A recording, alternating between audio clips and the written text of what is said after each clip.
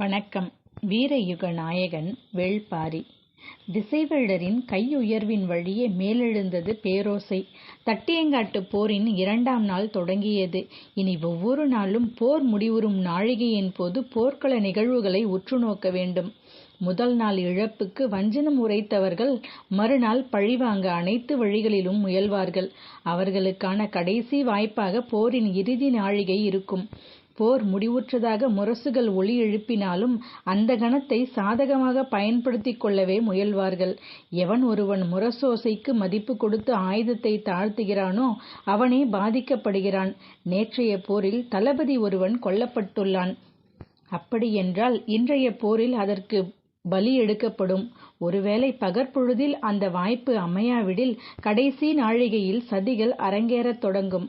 நிலைமான் கோல் சொல்லிகளின் வேலை இனிமேல்தான் கடினமானதாக மாற இருக்கிறது. வேட்டை விலங்குகளை விதிமுறைகளை பேணச் செய்வது எளிதன்று. போர்க்களத்தில் எல்லோரும் வேட்டை விலங்குகள்தான். தனக்கான இரையை பற்றி இழுக்க கடைசி வரை முயல்வார்கள்.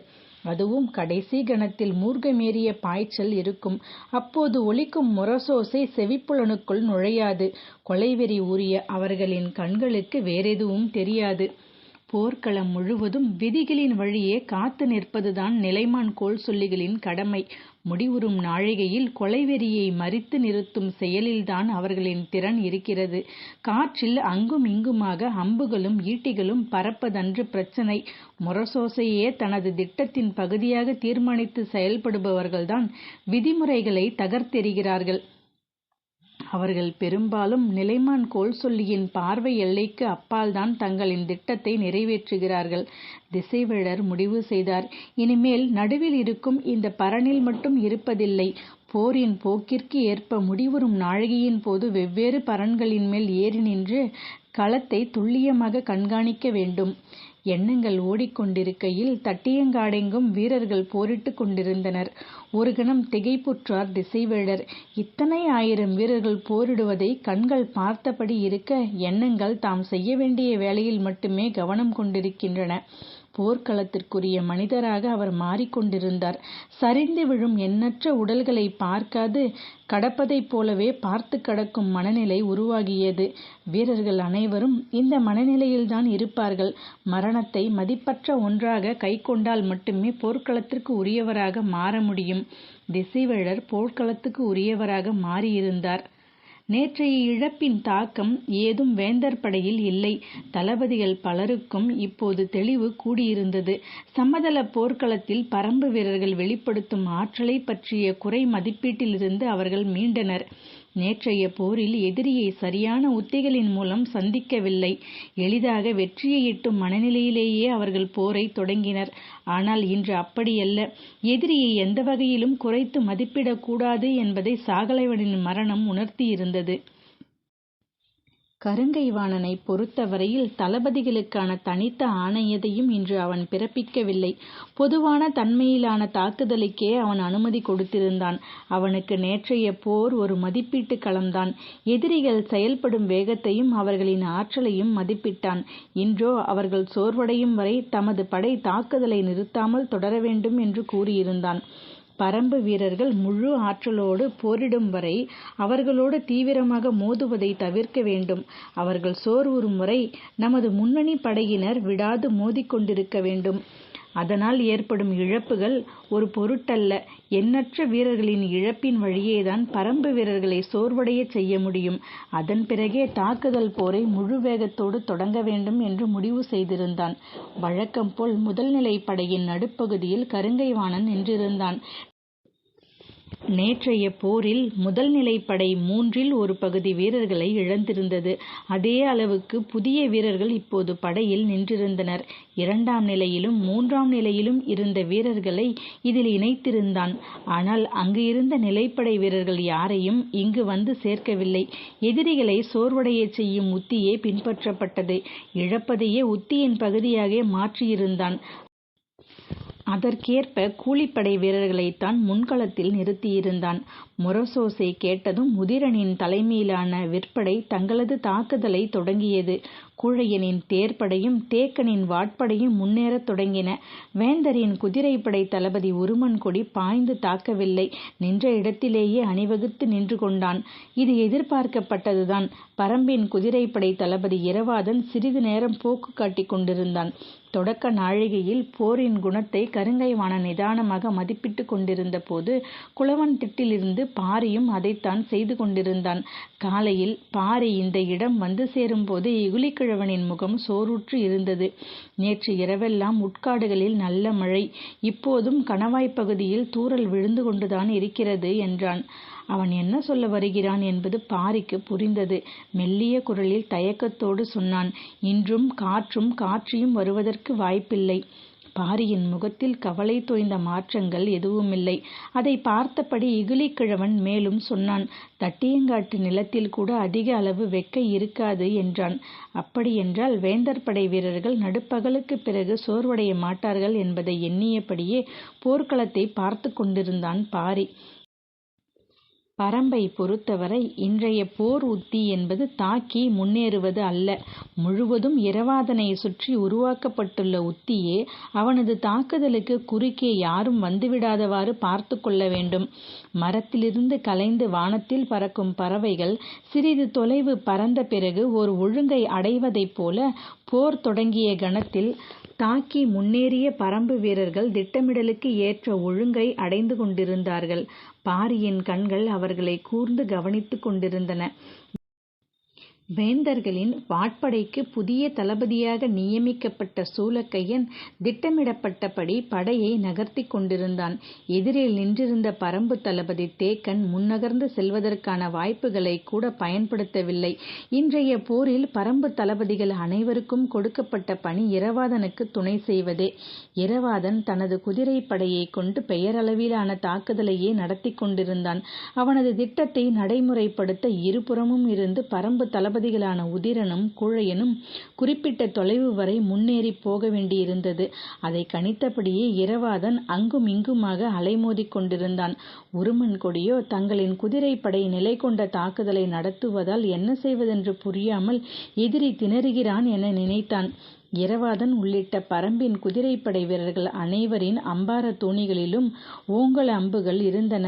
இன்றைய போரில் பரம்பு நம்பியிருக்கும் பேராயுதம் ஓங்கலம்தான். ஓங்கலம் என்பது மூங்கிலின் குறிப்பிட்டதொரு வகை. இந்த வகை மூங்கிலை பறவைகளோ விலங்குகளோ நெருங்காது. ஓங்கலத்தின் தோகை அறுத்தாலோ கணு குத்தினாலோ விலங்குகளுக்கு மயக்கம் ஏற்படும்.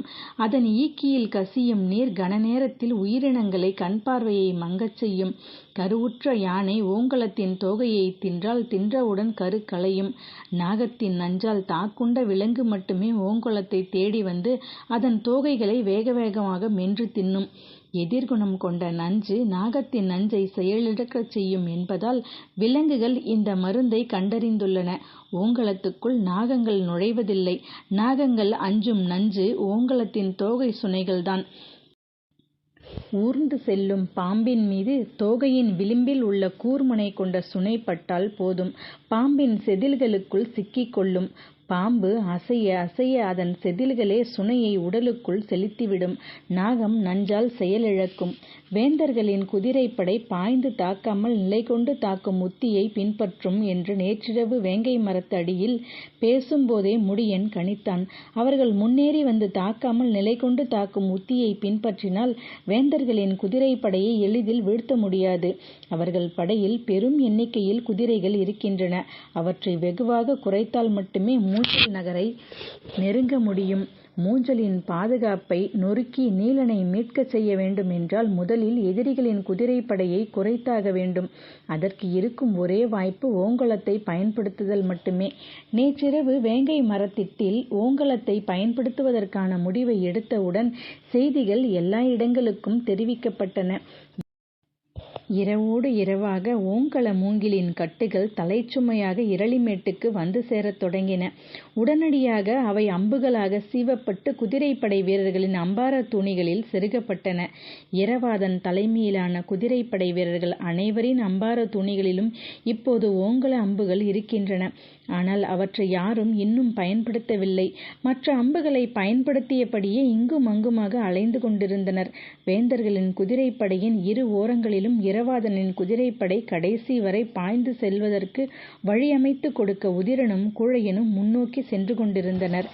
குறிப்பிட்ட பகுதியில் மட்டும் பரம்பு படை முன்னோக்கி வந்து கொண்டிருப்பதை கருங்கைவாணன் கவனித்துக் கொண்டிருந்தான். தங்கள் படையின் முன்கள வீரர்கள் பெரும் வலிமை கொண்டவர்கள் அல்லர். தனது திட்டப்படி அவர்கள் பலியாடுகளே. ஆனால் குறிப்பிட்ட சில இடங்களில் மட்டும் பரம்பு படை இவ்வளவு உள்நுழைந்துள்ளதே என சிந்தித்தபடி நின்று கொண்டிருந்தான். பரம்பு தலைமை தளபதி முடியனை அவனது கண்கள் தேடின. வழக்கம் போல முடியன் முன்களத்துக்கு வரவில்லை. நேற்றைக்கு போல நடுப்பகல் கடந்த பிறகுதான் அவன் முன்னே வருவான். அப்படியென்றால் இன்று பிற்பகலில் அவர்களின் தாக்குதல் திட்டம் தீவிரமடையும் என நினைத்து கொண்டிருந்தான். எவ்வளவு துல்லியமாக திட்டமிட்டாலும் நாம் சிந்தித்திராத வாய்ப்புகளை போர்க்களம் நமக்கு உருவாக்கி தரும். மிக குறைந்த நேரம் மட்டுமே நீடிக்கும் அந்த வாய்ப்பை சரியாக கண்டறிந்து செயல்படுத்தும் தளபதியே வெற்றியை பறிக்கிறான். கருங்கைவாணனின் திறமையே களத்தில் உருவாகும் வாய்ப்பை பயன்படுத்துவதில் இணையற்றவனாக இருப்பதுதான். இன்றைய நாளுக்காக வகுக்கப்பட்ட உத்தியை படையணிகள் சரியாக செயல்படுத்துகின்றனவா என்பதை தளபதி உற்று கவனிக்க வேண்டும். அதே நேரத்தில் எதிரிகள் வகுத்துள்ள உத்தி என்ன என்பதையும் விரைவில் கண்டறிய வேண்டும். எல்லா தளபதிகளும் இந்த இரண்டு எண்ணங்களுடன் தான் போர்க்களத்தில் நிற்பர். ஆனால் இவை இரண்டையும் கடந்து மூன்றாவதான வாய்ப்பு ஒன்று போர்க்களத்துக்குள் உருவாகி கொண்டிருக்கும். அதை விரைந்து மதிப்பிட தெரிந்தவனே போர்க்கலையின் வல்லுநன் ஆகிறான். எதிரிகள் ஏன் குறிப்பிட்ட சில பகுதியில் மட்டும் இவ்வளவு தொலைவு முன்னகர்ந்து வந்து கொண்டிருக்கின்றனர் என்று கருங்கைவாணன் எண்ணிக்கொண்டிருக்கும் போதுதான் சட்டென இன்னொன்று தோன்றியது. இந்த புதிய சூழல் உருவாக்கும் வாய்ப்பு என்ன என கண்கள் இங்கும் அங்குமாக தேடத் தொடங்கின. எதிரிகள் எவ்வளவு முன்னகர்ந்து போய்க் கொண்டிருந்தாலும் கருங்கைவாணனுக்கு அச்சம் ஏதுமில்லை. ஏனெனில் முதல் நிலைப்படையை கடந்து இரண்டாம் நிலைப்படை நின்று கொண்டிருக்கிறது. அதற்கு அடுத்து மூன்றாம் நிலைப்படை இருக்கிறது. எதிரிகள் எவ்வளவு முயன்றாலும் ஒன்றும் செய்துவிட முடியாது. எனவே இந்த புதிய சூழல் வாய்ப்பை உருவாக்கி தந்தால் அதை பயன்படுத்தலாம் என்று அவனுடைய கண்கள் இங்கும் அங்குமாக அலைமோதிக் கொண்டிருந்தன. அப்போதுதான் அவனது கண்ணில் பட்டான் தேக்கன். சாகலைவனின் மரணத்துக்கு மறுநாளே பலியெடுக்கும் வாய்ப்பாக அந்த கணம் அவனுக்கு தோன்றியது. கருங்கைவாணன் அவனை நோக்கி குதிரையை செலுத்தத் தொடங்கினான். வேந்தர்களின் வாட்படை தளபதி சூலக்கையன் சற்றே துடிப்பு நிறைந்தவனாக இருந்தான். தேக்கனோடு நேர்கொண்டு மோதும் வாய்ப்புக்காக காத்திருந்த அவனின் நகர்வும் தேக்கனை நோக்கியே இருந்தது. தேக்கனோ தனது வாள்படையின் நடுப்பகுதியில் இருந்தான். வீரர்களின் கால்கள் மூன்றாம் முன்னெட்டை கடக்காமல் இருக்க வேண்டும் என உத்தரவிட்டிருந்தான். ஓசைகளின் வழியேயும் கால்கள் கிளப்பும் புழுதியின் வழியேயும் பார்ப்பவர்களின் கண்கள் வேகத்தை உணர்கின்றன. ஆனால் இருக்கும் இடம் விட்டு முன்னோக்கி நகராமல் அவர்கள் போரிட்டுக் கொண்டிருப்பார்கள். ஏறி வரும் எதிரியை வெட்டி சரித்தபடி இருப்பார்கள். தேக்கனின் தலைமையிலான வாட்படை அதைத்தான் செய்து கொண்டிருந்தது. இரவாதன் தனக்கான வாய்ப்புக்காக துடித்து கொண்டிருந்தான். எதிரிகளது குதிரைப்படையின் இரு பக்கவாட்டிலும் முன்னகர்ந்த பரம்பு வீரர்கள் குறிப்பிட்ட தொலைவு சென்றவுடன் ஓசையை எழுப்பினர். வேந்தர் படையின் ஒவ்வொரு பிரிவிலும் ஓசை எழுப்பும் கருவியோடு வீரன் நின்றிருந்தான். ஆனால் பரம்புக்கு அப்படியன்று. போரிட்டுக் கொண்டிருக்கும் வீரர்களிலே கூவல் குடியினரும் இருந்தனர். எல்லையை தொட்ட குறிப்பை அவர்கள் சீழ்க்கை ஓசையின் வழியே கன நேரத்தில் கடத்தினர். அந்த ஓசைக்காகத்தான் இரவாதன் காத்திருந்தான். ஓசை கேட்ட மறுகணம் தனது உத்தரவை படை முழுமைக்கும் வழங்கினான். இரவாதனின் குதிரைப்படை கண்ணிமைக்கும் நேரத்தில் பல கூறுகளாக பிரிந்தது. எதிரியின் குதிரைப்படையில் நிற்கும் குதிரைகளை முதலிலிருந்து கடைசி வரை இடைவெளி இல்லாமல் துல்லியமாக தாக்கும் திட்டத்தை செயல்படுத்த தொடங்கியது. திடீரென அவர்கள் ஏன் இவ்வளவு வேகம் கொள்கின்றனர் என்று உருமன்கொடிக்கு புரியவில்லை. ஒருவேளை அப்படி செய்தால்தான் நாம் விரட்டி தாக்குவோம் என நினைத்து செய்கின்றனரா என்று சிந்தித்தான். தம்மை கோபமூட்டி விரட்டி செல்ல வைக்கும் உத்தியாக உருமன்கொடி நினைத்தான். எதிரிகள் எவ்வளவு வேகமாக செயல்பட்டு குதிரையை விரட்டினாலும் தான் நிலை கொண்ட தாக்குதலை மாற்றக்கூடாது என்பதில் உறுதியாக இருந்தான். தொடக்க நிலை அம்புகள் சீறி பாய்ந்த பிறகு ஓங்கல அம்புகள் வில்லிலிருந்து விடுபடத் தொடங்கின. அவை மற்ற அம்புகளைப் போல வேகம் கொண்டு தாக்குவதில்லை. அதற்கான தேவையும் இல்லை. குதிரையின் முன்பக்கமோ பின்பக்கமோ அல்லது உடலில் ஏதாவது ஒரு பக்கத்திலோ மெல்ல உரசிச் சென்றால் போதும். அம்பின் ஈக்கியொன்று உள்நுழையும் அளவுக்கு சிறு சிராய்ப்பை உருவாக்கினாலே போதும். எனவே பரம்பு வீரர்கள் முதலிலிருந்து கடைசி வரை நிற்கும் குதிரைகள் அனைத்தின் மீதும் ஏதாவது ஓர் அம்பு தைக்கும்படியான உத்தியை பயன்படுத்தினர். வேகம் வேகம் அதிவேகம் என்பதே இரவாதனின் செயல்பாடாக இருந்தது. 2-3 அம்புகளுக்கு ஒரு முறைதான் ஓங்கலத்தை பயன்படுத்த வேண்டும். எதிரிக்கு எந்த வகையிலும் ஐயம் வந்துவிடக்கூடாது. தாக்கும் போரை படுவேகமாக செய்கிறார்கள் என்று மட்டும்தான் அவர்கள் நினைக்க வேண்டும். ஆனால் முதலிலிருந்து கடைசி வரை குதிரைப்படை முழுமையும் அம்புகளை பொழிந்து தள்ள வேண்டும். இரவாதன் கண்ணிமைக்கும் நேரத்தை கூட வீணாக்காமல் செயல்பட்டு கொண்டிருந்தான். இந்த தாக்குதலில் மிக கடினமானது எதிரியின் குதிரைப்படையின் நடுப்பகுதியில் இருக்கும் குதிரைகளை தாக்குவதுதான். ஏனெனில் ஓங்கல அம்பை மற்ற அம்புகளைப் போல வேகம் கொள்ள செய்ய முடியாது. அதன் எடையும் தன்மையும் பாய்ந்து செல்வதற்கான வாகினை கொண்டதன்று. எனவே இழுபடும் நாணின் விசையால் மட்டுமே அதை எதிரி படையின் நடுப்பகுதிக்கு செலுத்த வேண்டும்.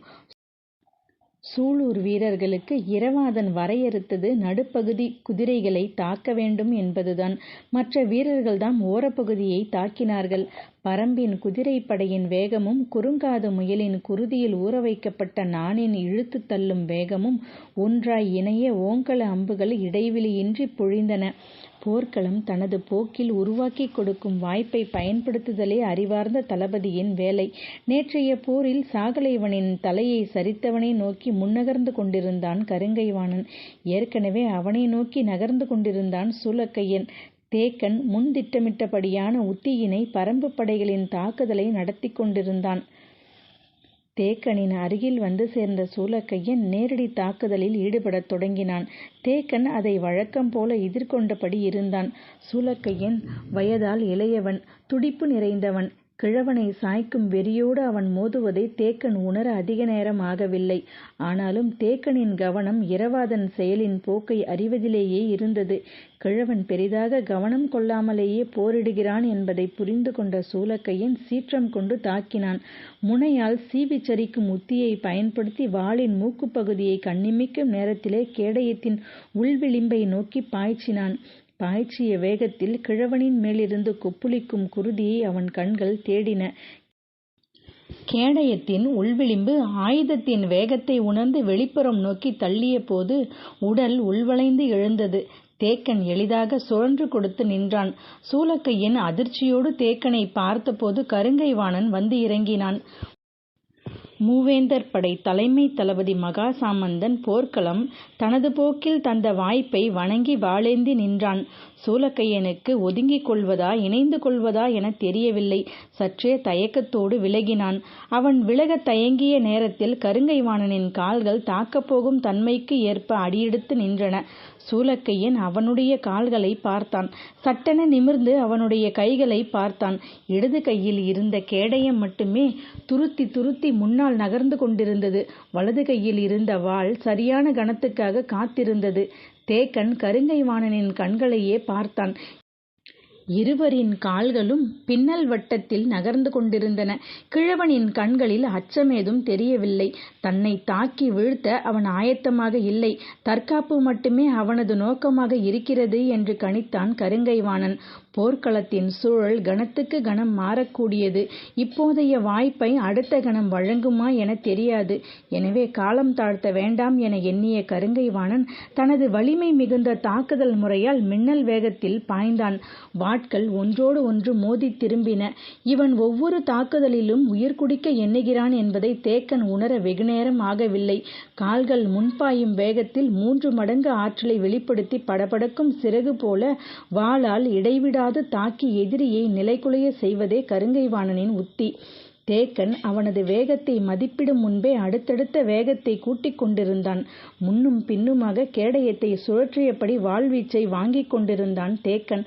கிழவன் எதிர்கொள்ள திணறுகிறான் என்பதை உணர்ந்த கருங்கைவாணன் சரியான நேரத்தில் தேக்கனின் கேடயத்தை ஏமாற்றி நடுமார்பை கிழித்தபடி சீவி முன்னகரும் தாக்குதலை தொடுத்தான். மின்னல் வேகத்தில் குறுக்கிட்டு வெளிவந்தது கருங்கைவாணன் வீசிய வாள். காற்று அறுபடும் ஓசை காதில் கேட்டது. கிழவன் மண்ணில் சரிந்திருப்பான் என எண்ணியபடியே திரும்பினான். இந்த கணத்தைத்தான் தேக்கன் எதிர்பார்த்திருந்தான்.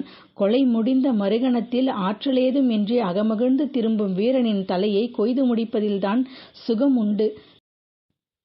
தனது உயிரை பணயம் வைத்து நடக்கும் இந்த விளையாட்டில் வீரர்கள் இந்த உணர்வை சுவைக்கவே மீண்டும் மீண்டும் வாள் சுழற்றுகின்றனர். தேக்கன் சுழற்றிய வாள் கருங்கைவாணனின் கழுத்தை நோக்கி வந்தபோது கனநேர தாமதமின்றி குறுக்கிட்டு பாய்ந்தான் சூலக்கையன். அதிர்ந்து மீண்டான் கருங்கைவாணன்.